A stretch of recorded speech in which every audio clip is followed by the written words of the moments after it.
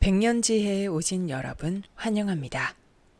사람들은 아직 젊을 때에는 노년과 죽음에 대해서 깊이 생각하지 못합니다. 그러다 살아온 날보다 살아갈 날이 더 적어지는 시기가 지나면 하나둘 인생에 후회되는 일들이 생겨나기 시작합니다. 많은 사람들이 인생의 마지막 순간에 이르렀을 때 가장 후회하는 것이 있다고 합니다. 바로 내가 진심으로 원하는 삶을 살지 못했던 것입니다. 여러분은 지금 진심으로 원하는 삶을 살고 계신가요? 혹시 하루하루를 살아가며 무언가 중요한 것을 놓치고 있다고 느끼진 않으시나요? 우리가 인생의 끝자락에 다다랐을 때 후회 없는 인생을 살았다고 말하려면 어떻게 해야 할까요? 오늘은 사람들이 죽기 전에 가장 후회하는 한 가지를 살펴보며 우리가 어떻게 하면 진정으로 원하는 삶을 살아갈 수 있는지에 대해 이야기해 보겠습니다. 우리는 스스로에게 하는 진실한 질문과 대답 속에서 진정한 나로 살아가고자 노력합니다. 그러다 모든 생명이 그러하듯 이 세상을 떠날 때가 오면 예외 없이 자신의 지난 인생을 돌아보게 됩니다. 죽기 전 마지막으로 스스로에게 묻고 싶은 것은 무엇일까요? 후회 없이 살았는가? 진심으로 원하는 삶을 살았는가?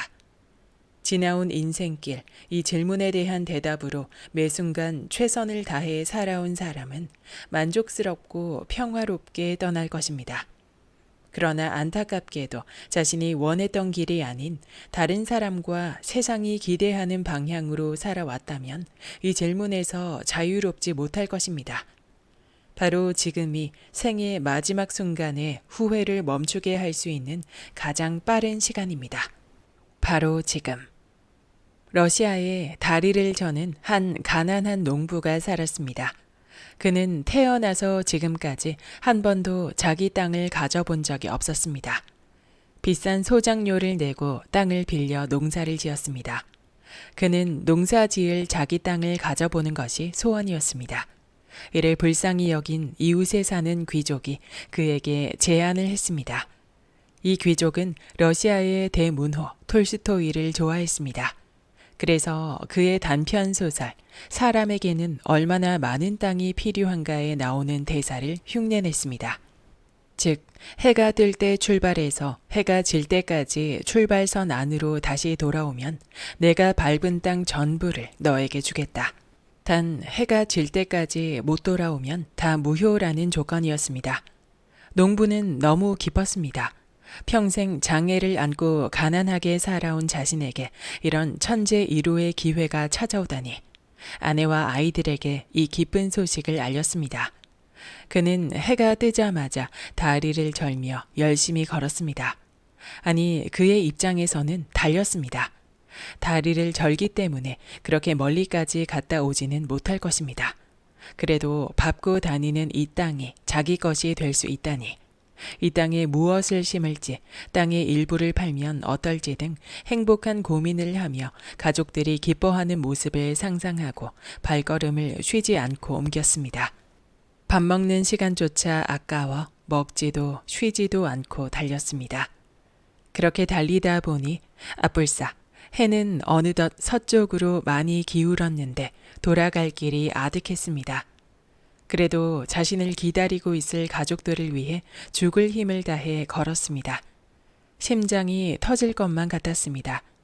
정신이 흐릿해지는 와중에 드디어 출발선에서 그를 기다리고 있는 아내와 아이들이 보였습니다.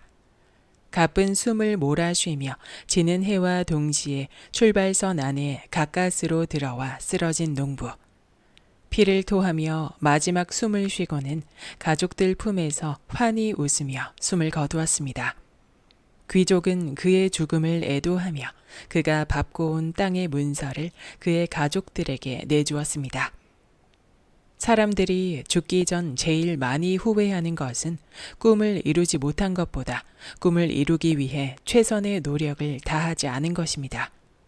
죽을 힘을 다해 최선의 노력을 했을 때 그 인생은 빛나고 결코 후회를 남기지 않습니다. 이 농부는 대를 이어온 가난과 신체적 장애로 가족이 농사지을 땅을 갖는 꿈만 꾸었을 뿐 평생에 이룰 수 있으리라고는 상상도 못했을 것입니다.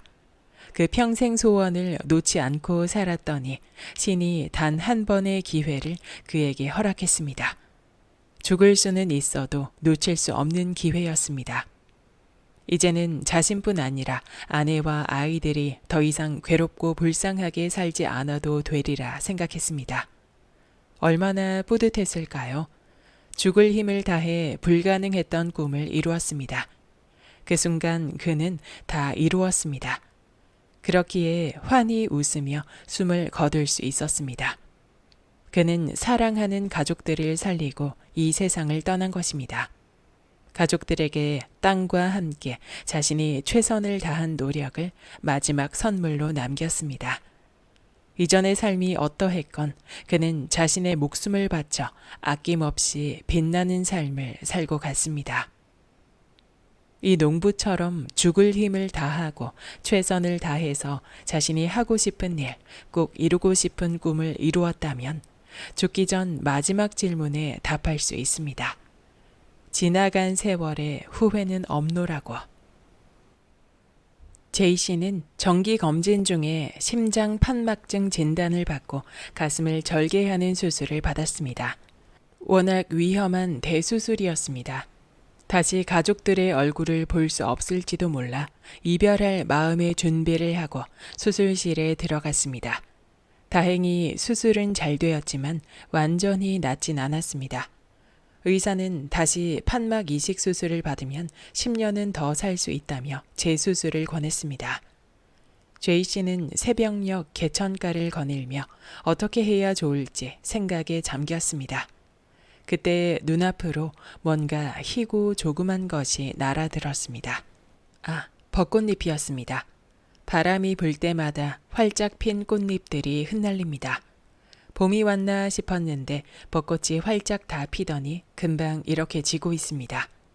이때 문득 흩날리다 바닥에 떨어진 하얀 벚꽃잎처럼 다음과 같은 생각이 그의 가슴에 살포시 내려앉았습니다. 가장 화려한 순간 지고 있는 저 꽃잎은 후회도 미련도 전혀 없는 것 같구나. 시간과 상관없이 최선을 다해 꽃을 피웠다. 그렇게 자신이 할 일을 다하고 당당하고 아름답게 미련 없이 사라지는구나. 그는 더 이상 수술을 받지 않기로 결심했습니다. 대신 하루를 더 살든 10년을 더 살든 심장이 멈추는 순간까지 그가 그토록 원했던 일, 의상 디자인 일을 하다가 꽃잎처럼 쓰러지리라 마음먹었습니다. 현대의학이 발전해서 아무리 인간의 수명을 연장시킨다 해도 자연은 우리에게 속삭입니다. 모든 생명은 언젠가는 모두 세상을 떠난다고. 하지만 살아있는 동안 주어진 시간을 노력과 열정으로 힘껏 살아낸 생명은 후회하지 않는다고. 그래서 벚꽃잎은 꽃망울을 활짝 터뜨리고는 그렇게 후회도 미련도 없이 사라진다고. 더 바랄 게 아무것도 없다. 두려울 것도 없다. 나는 자유다. 그리스의 소설가 니코스 카잔차키스가 그의 묘비에서 외치던 말입니다. 지혜와 번영의 상징, 고대 이스라엘의 솔로몬 왕은 모든 것이 헛되다고 했습니다. 그러나 우리에겐 인생을 헛되지 않게 후회 없이 잘 살기 위하여 죽기 전에 답해야 할 마지막 질문이 있습니다. 이에 답하기 위해 진정 원하는 일, 하고 싶은 그 일을 찾아서 최선을 다해 살아보세요.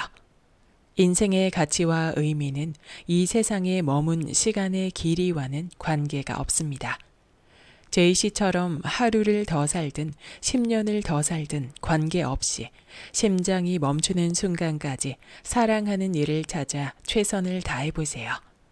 그런 노력이 더해지면 더해질수록 더욱 곱고 탐스러운 향기 나는 꽃이 피는 법입니다. 이와 같은 그대의 인생은 모든 것이 헛되다고 한 솔로몬 왕보다 더욱 큰 가치와 의미를 지닐 것입니다. 호스피스 병동에 있는 환자들이 죽을 때 가장 많이 하는 후회 중 하나가 진정으로 원하는 삶을 살지 못한 것이라고 합니다. 인생을 후회 없이 잘 살기 위하여 스스로에게 바로 지금 죽기 전에 답해야 할 마지막 질문. 진심으로 원하는 삶을 살고 있는가? 라고 물어보세요. 바로 지금이 생애의 마지막 순간 후회를 멈추게 만들 가장 이른 시간입니다. 바로 지금 죽기 전 인생에서 마지막으로 자신에게 물었을 때 지나간 세월에 후회는 없노라고 답할 수 있도록 세상이 그대에게 바라는 것이 아닌 그대가 진심으로 원하는 하고 싶은 그 일을 찾아보는 것입니다. 그리고 매 순간 최선을 다해 보세요. 그 후 아름다운 꽃잎처럼 후회 없이 당당하고 자유롭게 흩날리기를. 죽기 전에 답해야 할 마지막 질문을 알고 살았더라면.